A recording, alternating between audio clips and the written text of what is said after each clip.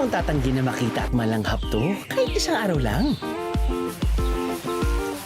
Pahinga muna sa katakot-takot na workload at busy city life, biyaheros.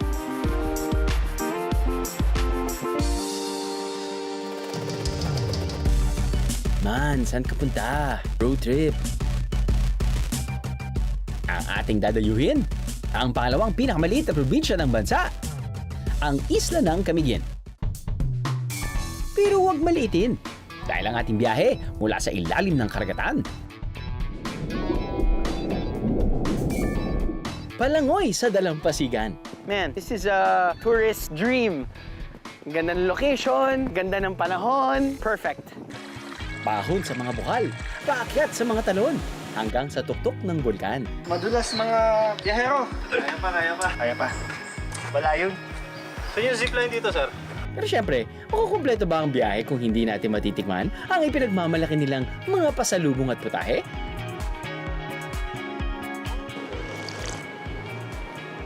Wow, it's pretty good. It's so good. So good. Akalain yung lahat yan meron dito? Welcome to Camiguin!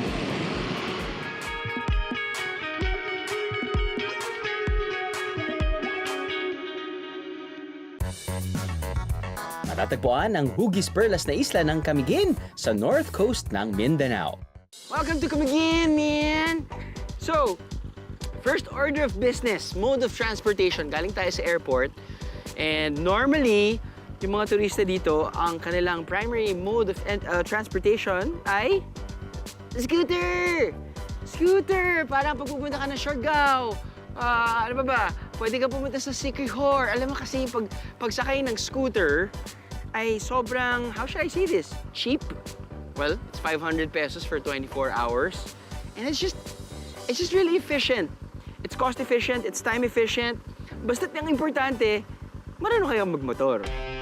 For 500 a day, marerentahan ito ng full tank. Basta't full tank nyo ring babalik, biyeros. Para sa pamilya at barkada, swak naman ang van rental para libutin ang isla. Pag-uumpisahan ang ating jam-packed adventure. First things first, breakfast. Mula sa aming cabin, makikita sa tabi mismo ng daan ang Camiguin Checkpoint. Literal na stopping point ng biyaheros para kumain. Oh, baka na ito mag-umpisa mag-ikot dito sa Camiguin. Kain muna tayo. Okay, wala kasi gutom na eh. Dali mo karta niya. 100. Kasi ito makakaog 100 dito. May mura dito, bay. 100 yung pira ko, paano to? Okay, 100 din. Sasya na tayo dyan. Sa'yo na natin. One-stop shop ang Camiguin Checkpoint. At kung isa kang biyahero na naghahanap ng almusal as early as 5 a.m., this is the place to go. Kasya pa, bay. Oo, kasya. Safe order. Okay. Biyahero-friendly ang kanilang breakfast budget meals from as low as 15 pesos to 105 pesos only.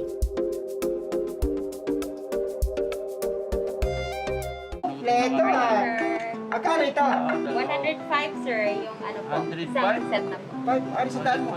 Ilista lang muna na yung mabalik mo galing kay Manila. 200. Thank you, sir. Tinala ko, itatabi ako dito. Ito yung ano. At 45 pesos na lang para sa pampagising na freshly brewed coffee. Aba, mukhang kaya ng libutin ng Camiguin dahil busog na.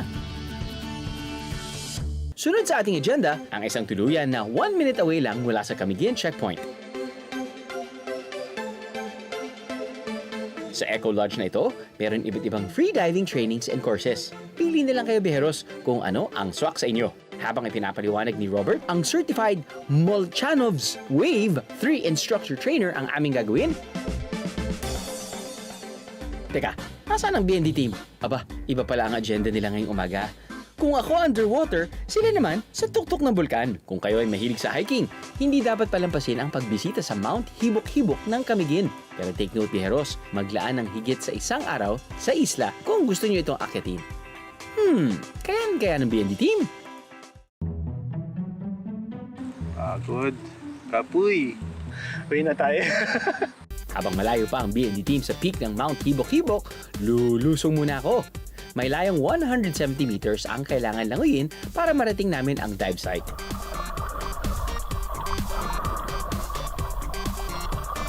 Dahil mababang languyan ito, back to BND team na muna ulit tayo. Sarap! Suko na ako. Kaya pa? Kaya natin. Kaya natin yan, Patalo guys. ba tayo? Hinahamon ko kayo, Aisel and Jamaica. Lapanis. A few moments later, Isang oras kalahati na. Naka-isang oras kalahati na tayo.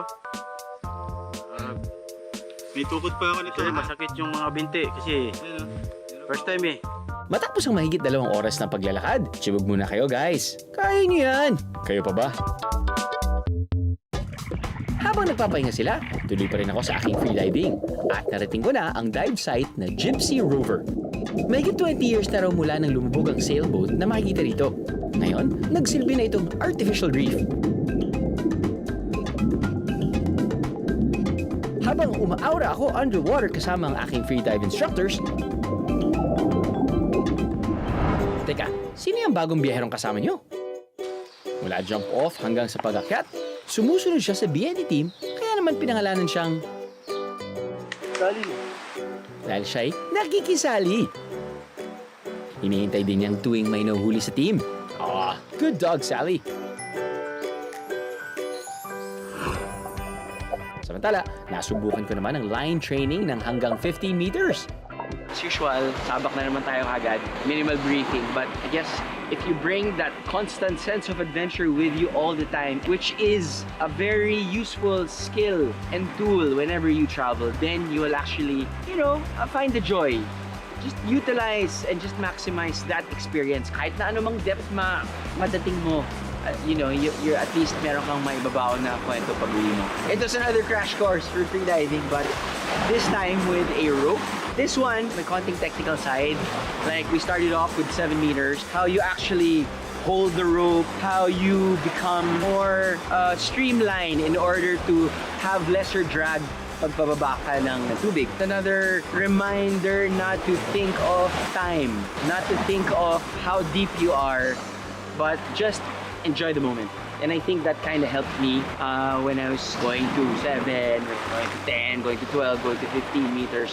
Syempre, we also have limitations because of our limited experience. But more importantly, we enjoyed the experience and we can't wait to do another freediving experience in some other place than the beautiful Camiguin. Habang ako nagpapahinga, tuloy pa rin ang BND team sa pag-akyat. Kaya niyan. For the go, for the go, for the go, go, go! Guys, watch and learn.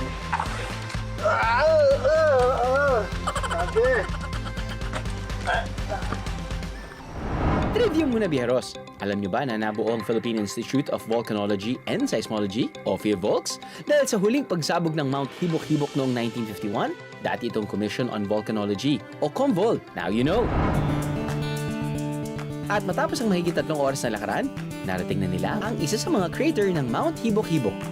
Para mapanatili ang ganda ng bulkan, may paalala si Kuya Edwin sa mga nais umakyat. Clay Go! Clean as you go!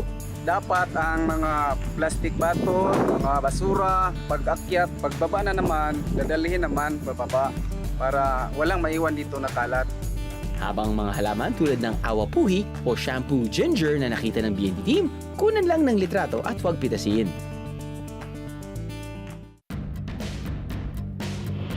Mula sa ilalim ng dagat at tuktok ng bulkan, ahon na tayo pabalik sa kalsada. Biyaheng Sunken Cemetery na tayo, biyeros.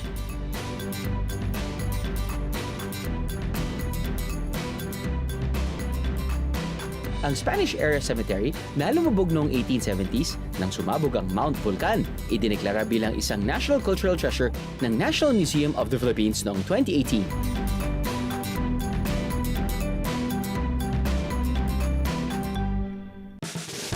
Bago ituloy ang biyahe, stop muna! Morning! Kiping! Ay, nako, na-miss ko na yung kiping. Bagong luto pa ba yan? O yun, yung sauce, na-miss ko yung sauce. Magkano po isa? 12? 12? Opo. Sige, kuha po ako ng 5. Na-miss ko to ah. Yun! Ano nga pala po yung ingredients ng sauce? Gawa sa sir, niyog at saka asukal. So yung asukal, medyo ano to? Brown sugar po ba? Brown sugar. Brown sugar. Tapos lutuin. Kala nyo sa akin ang lahat naman. Hindi naman. Some scroll na yan. Oh.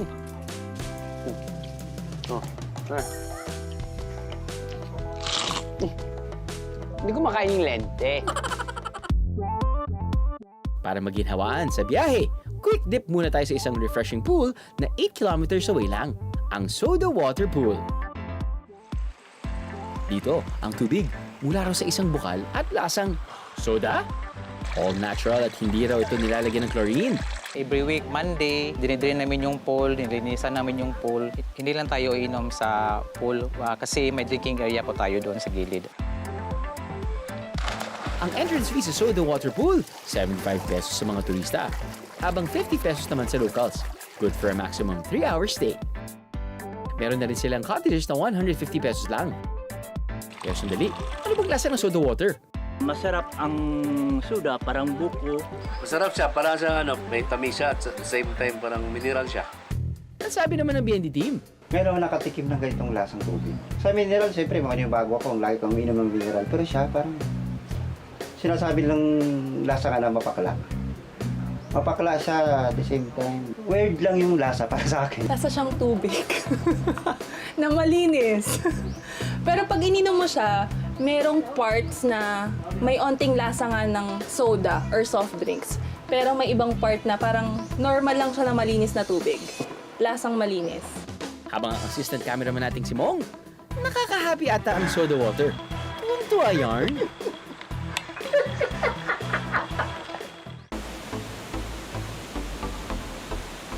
Nakaka-refresh din maligo sa malamig na tubig ng falls. 4.5 kilometers lang mula sa Soda Water Pool, mararating na ang Tuasan Falls. May taas itong 20 meters, pero hindi lang ang linaw ng tubig ang mapapansin, kundi ang malinis na kapaligiran.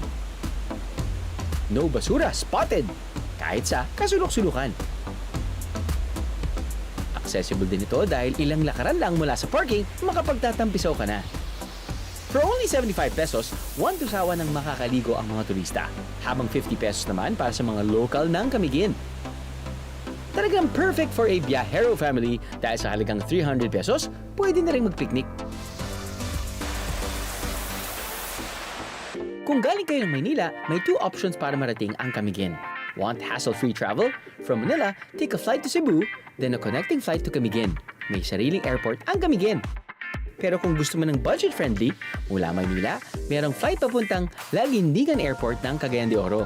Mula riyan, kailangan lang sumakay ng van para marating ang Balinguan Port. Hanggang sa marating na ang Benoni Port ng Camiguin. At van ride lang ulit papunta sa inyong tutuluyan. Hassle-free na rin ang pagbisita sa Camiguin. Kailangan lang magparehistro sa Clean Camiguin QR, ang official contact tracing system ng probinsya. Bisitahin lang ang Clean Camiguin QR website. Piliin ang appropriate category ng registration at piliin ang first-time visitor. Kailangan lang ihanda ang requirements tulad ng latest picture, valid ID, at selfie habang hawak ang valid ID. Fill in the necessary information and upload the requirements. Siguraduhin lang na tama ang lahat ng detalye at pwede nang i-download ang inyong personal QR code. Para sa schedule ng pagbisita sa isla, ihanda lahat ng detalye ng accommodation, transportation, at booking confirmation. Huwag kalilimutan ang inyong QR code sa biyahe, mga biyahero. Kung naghahanap naman kayo ng matutuluyan sa Camiguin ng comfy, IG-worthy pero budget-friendly, look no further.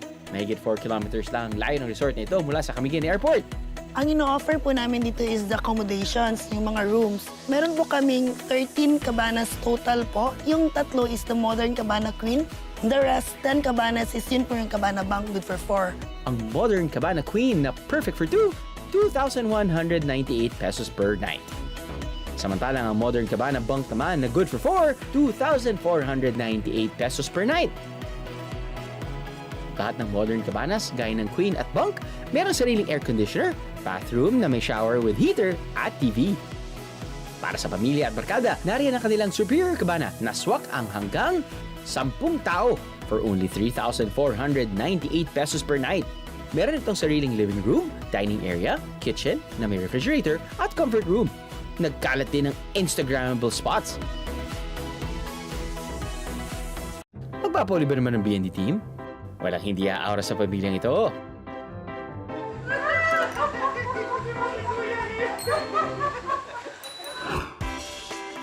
Dahil siguradong gutom na sa biyahe, kain ulit.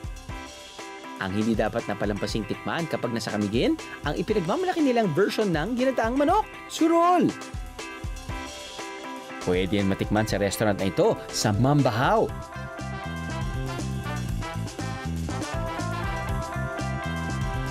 Chef, tirayan na natin surol na to. Babalita ko, ito is mga pinagmamalaking soupy dishes dito sa Camiguin. Sige, Chef. Game. Igigisa muna ang bawang, sibuyas, at luya.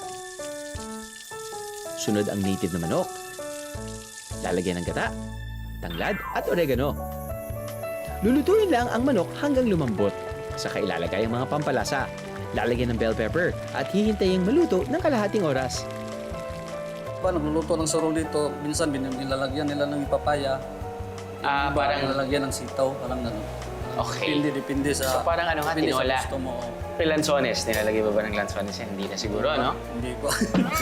Kapag kumulo na, ilalagay na ang angkakang gata. Ihulog ang dahon ng sibuyas at hintayin lang ulit na kumulo ang gata. Tikiman time! Pero save the best for last muna para matakam kay Beros. Tikman muna natin ang dalawa pa sa bestsellers ng kainang ito. Sizzling sinigang. Yeah, thirsty lahat yan, ha? Sizzling sinigang. Salamat po. Thank you, Kuya. Sabi ni Kuya, sizzling sinigang. Eh, di tirayan na muna natin itong sizzling sinigang. Baka may tumira pa ng sizzling sinigang na to. Sizzling sinigang.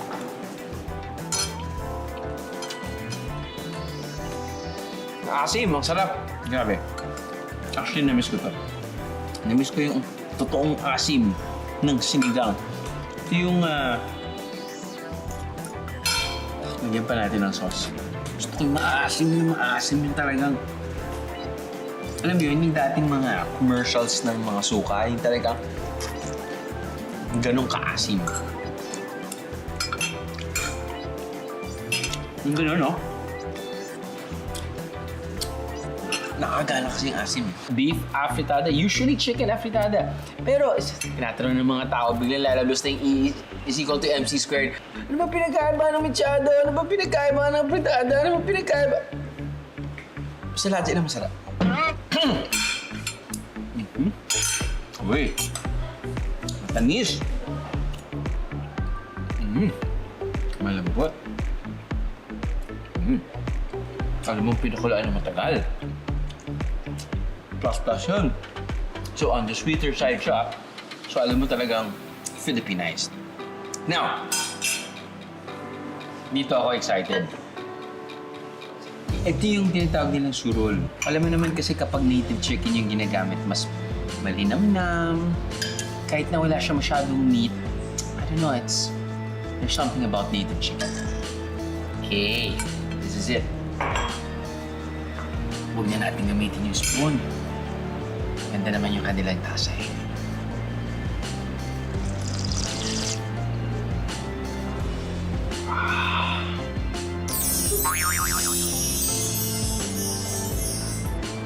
Yung lasa niya, ano ba to? Kasi malalasahan mo yung tanglad. Pero malalasahan mo rin yung gata. So yung, sabihin na, hindi naman siya sobrang gingery na parang magiging tinola siya. Hindi naman.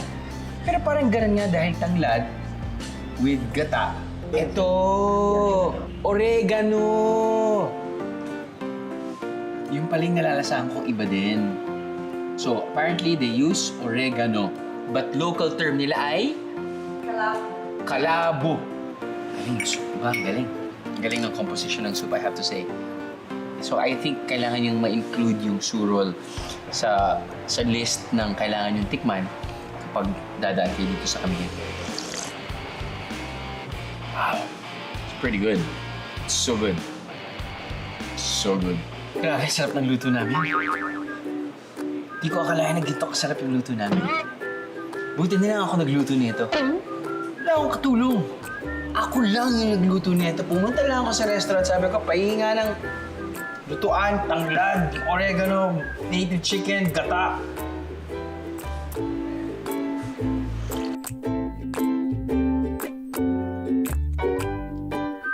Ang buong probinsya ng Camiguin, meron 64 kilometers ng circumferential road. Parang bumiyahe lang kayo mula Quezon City papuntang Tagaytay. Kaya naman kaya itong libutin sa loob ng isang araw. Pero kung ganito ba naman kaganda ang lugar, hindi mo ba gugustuhin magtagal? Sa bawat biyahe, ang pinaka-importante at ang lagi natin kasama saan man tayo magpunta. Bag. Akala mo kung ano, no? Time for What's in my Viajero bag? What's in the bag? What's in your bag? Well, normally, of course, I have my backpack na hindi ko kailangan i-check in. Kasi usually 2 days lang naman yung shoot ko for biyahe, so that's enough size. Another bag! Because itong bag actually, two main bags yung dala-dala ko parate. This one, I bring with me all the time, everywhere I go. Because nandito yung susi ng kotse, susi ng motor, nandito yung mga IDs ko, nandito man yung 20 peso bill ko, yun na naman yung dinadala ko talaga. Dito yung vaccination card, hindi mawawala. Yung, syempre, battery pack. Kapag nawala itong bag na to, hindi ako makakabalik sa bahay. This is an essential for me because hindi mo alam kung mababasa ka at wala kang mapapalitan na, changing area. It's very packable too and easy to dry. What else? I bring extra shirt. Kapag nagbabiyahe ako, di natin alam kung uulan eh. So automatically, pwede kong ilagay dito kung ano mang mababasa. Just in case. Of course, you have your cellphone. That's pretty much it.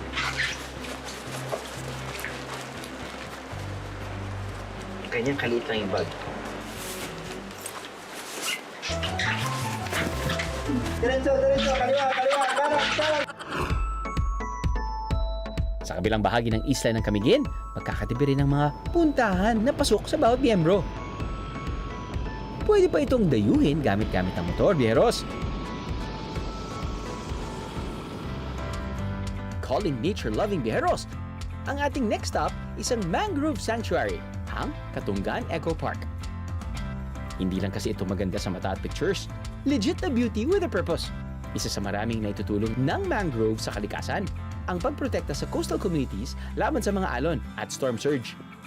Sa halagang 20 pesos lang, maaari nang ma-enjoy ang relaxing ambience ng lugar. Picnic? No problem yan dahil meron silang cottages na 100 to 150 pesos lang ang renta for a maximum of 3-hour stay. Merienda tayo muna, biyeros. Ay dahil nga i-continue na natin yung celebration ng Lanzones Festival dito sa Camiguin, tirahin na natin lahat ng Lanzones flavored pagkain or delicacy dito. So one of which is Masa Podrida Bites by, feeling ko isang doktor to eh, kasi hindi ko maintindihan yung sulat, no?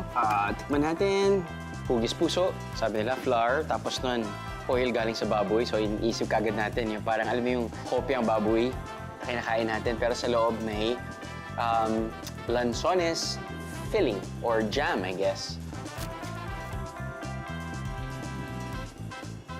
Parang cookie. Isipin yung Danish cookie. Cookie. Tapos sa gitna, jam. Sinandwich mo together at ginawa mong heart shape. Interesting.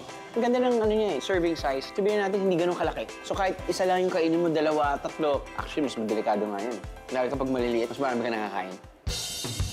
Maliban sa Masa Podrida, meron iba pang mga pagkain ng Camiguin kung saan bida sa mga ito ang #1 nilang produkto na Lanzones. Ang Lanzones, capital of the Philippines, home of the sweetest Lanzones, ika nga, dahil daw ito sa fertile volcanic soil ng isla.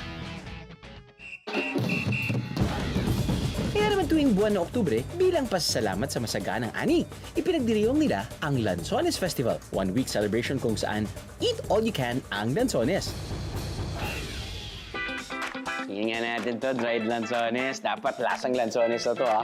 So, iniisip ko ngayon, dried Lanzones parang dried mango. Tamis. Dried mango, lasang mangga pa rin. Dried Lanzones, let's see. Nalasahan ko ng konting pait kasi kuminsan, di ba, may mga mapait kang parts nakakain sa Lanzones. May konting sa pinakadulo. Pero yung una kasing mafe-feel mo at matitikman mo, yung asukal eh. Okay yung mga chewy Lanzones bits. Actually, this is pretty cool though. Don't get me wrong. Same texture ng dried mango, but kung gusto mo ng Lanzones, this is a good pasalubong sa jam. Okay, Lanzones jam. Nako, ito na naman tayo. Baka natatakot ako kasi baka hirap kasing malasahan yung totoong Lanzones eh. So, I'm feeling ko may halo na to, no? Or Lanzones lang po talaga. So sabi nila, puro lansones lang to. So if it's made into a jam, caramelized, don't get me wrong, it's good. Lalo na kapag may crackers, dito nagpapasarap lahat ng jam. If it's lansones taste that you're looking for, you're not gonna get it from this. But if it's like the jam, the sweet, chewy jam that you're looking for, na mixed with, sabihin natin, hot pandesal, lalagay mo ng butter, maglalagay ka ng jam, ito yun. Talaga yun. Fight to, fight. Pop! Kailangan natin ng panulak.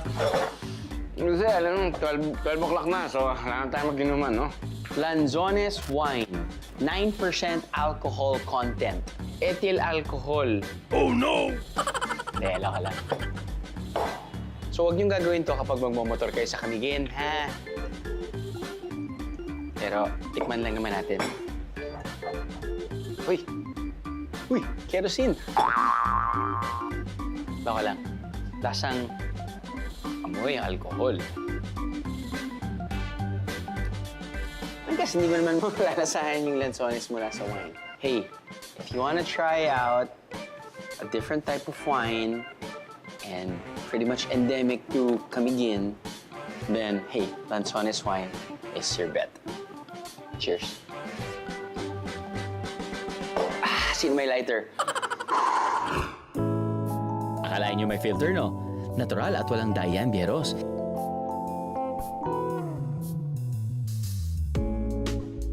Ito ang Macau Spring.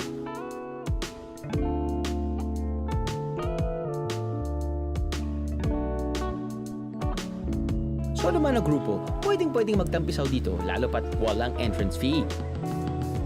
Sasamahan pa kayo ng maliliit na isda.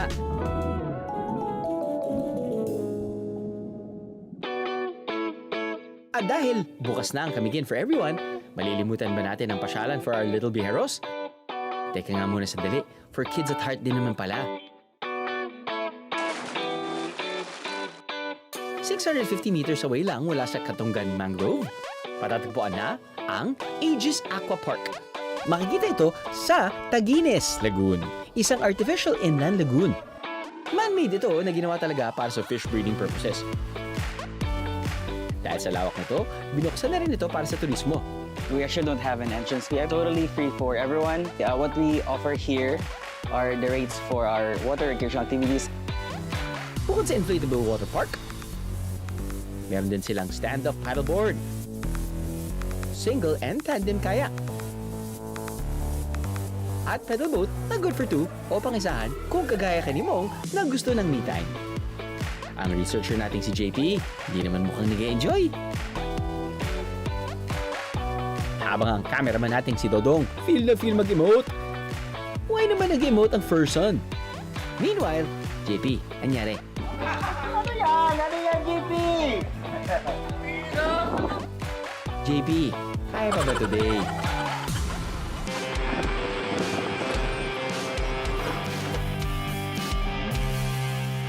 Makukumpleto ba ang Camiguin experience kung hindi bibisitahin ang kanilang pamosong White Island? Hindi pa lalampas sa 10 minuto ang boat ride papunta sa isla. Pero ang White Island, kung tawagin, isang sandbar.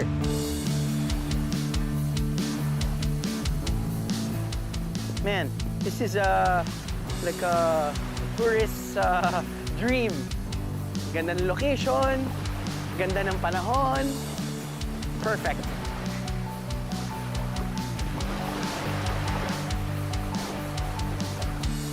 Ito ang perfect seat para matanaw ang Mount Hibok-Hibok at Mount Vulcan.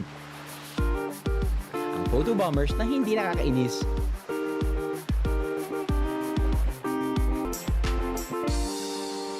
Let's take advantage of the location already. Of course, kapag pupunta tayo sa isang lugar, bilang Pilipino, talagang very thoughtful tayo at mag-uwi tayo ng pasalubong. Pastries tayo, ang Lanzones Tart. I love it. Okay. So meron din silang parang siopaw. Kapag may marka, baka yun yung malalaman mo kung anong klaseng flavor. So I'm guessing kapag may red mark, it's Lanzones flavor. Nice. Nice, good-looking tart. Parang sombrero. Tingnan natin kung crunchy siya o anong texture. Sa totoo lang, mahirap gawing flavor ang lanzones. Hindi lumalabas yung totoong flavor ng lanzones. And I'm just being honest. I'm not saying it's bad. It's actually pretty good. But, kasi naman yung lanzones flavor, hindi sobrang overpowering, hindi masyadong distinct katulad ng orange.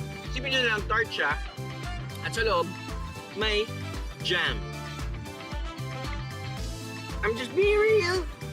Hindi umuusbong yung lanzones, but it's still pretty good. Although, kapag gusto nyo talaga mag-uwi ng lanzones, mag-uwi na lang kayo ng prutas ng lanzones. Kung gusto nyo talaga ng lanzones. Bilang ito raw ang home of the sweets lanzones, dapat lang na masubukan kung gaano katamis yan sa aming Lanzones, sino ang mas mabilis? Lagay mo dyan! Saglit lang! Ha? Oo, saglit. Ikaw? Kaka-feature ko ng lanzones eh. Lagi tayong ganito eh. So, paramihan lang tayo. Oh, yan. Yung buto ba kakainin din natin? Diskarte mo, papait yung buto. Teka lang, sir. Teka. Ay, ganun, sir. Saan dyan? Yan. Okay naman, yung ano. Okay na. Okay. Okay, Sige. Game, sir. Game. Hindi ko alam kung paano magbilangan dito. Sige. Ano? 5, 4, 3, 2, 1. Ganito ba naman sunas dito? Ang tamis! Ang tamis! Ang tamis! Sir, hindi po kinakain yung balat, ha? Pag kumakain ka pala ito, yung maliliit. Parang kung minsan yung pinakamalaking tilapia, walang lasa. Mas okay mga maliliit na tilapia, parang gano'n. Oo, sir. Kasi yung maliliit, yun pala yung less yung walang buto. Panay kwento ka, hindi kailangan na pinakamadamihan Hindi nila. na ako kitahin nyo. Pugi ka lang talaga eh. Pugi ka. Pero napansin mo, sir, sa isang ano, wala nga. 5, 4, 3, 2, 1! Sino bang nanalo? Ito kasi, sir, siyempre, ikaw yung host. Ah. Pogi ka na. Ah. Camera malaki. Exit lang. Grabe naman to.